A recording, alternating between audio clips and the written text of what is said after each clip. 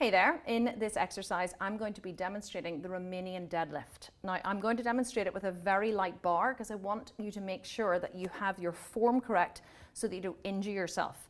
This is an exercise that, because of the hand position where the knuckles are facing forward, that it can pull into the lower back. It's very similar to the dumbbell deadlift, but because in the dumbbell deadlift you can turn your thumb slightly forward, it actually takes a lot of pressure off the lower back. So if you find that when you go heavy with this exercise that it does pull and hurt the lower back, if you have any kind of weakness there, feel free to substitute it for the dumbbell deadlift because they are both equally as effective. This is not an exercise that I would do because I do have a weakness in my lower back. I would just go very, very heavy in a dumbbell deadlift instead. But when I do this exercise, or when I did do this exercise, I would have lifted about 120 kilos, which is about 240 pounds. So just because I'm using a 10 kilo bar today for demonstration does not mean that you should be using a 10 kilo bar to do this exercise. So it's very similar to the dumbbell deadlift. You would actually be wearing your Cobra grips as well to perform this exercise. And you're simply going to hold the bar about shoulder distance apart.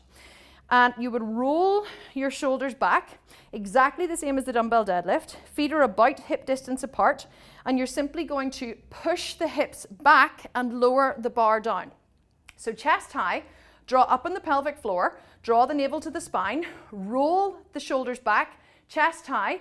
You're going to push your hips back. Watch how I'm breaking at the hips before I'm doing anything. I'm not lowering forward like this. I am pushing my hips back and allowing my upper body to come forward as my hips push back. My toes are actually lifting slightly off the floor as I come forward. This is actually enabling me to get that full stretch into the hamstring as I lean forward and exhale, push back up. So push the hips back, keep the bar close to the shins, exhale, push back up. Lower with control, inhale, exhale, push back up. Resist the urge to lower and allow your back to round. You also do not want to come right down to the floor because look what happens when you come to the floor, your back rounds. You only want to go to slightly below the knees or as far as you can go while keeping the chest up and keeping the back nice and straight. So inhale, push the hips back, lower with control, exhale, push back up.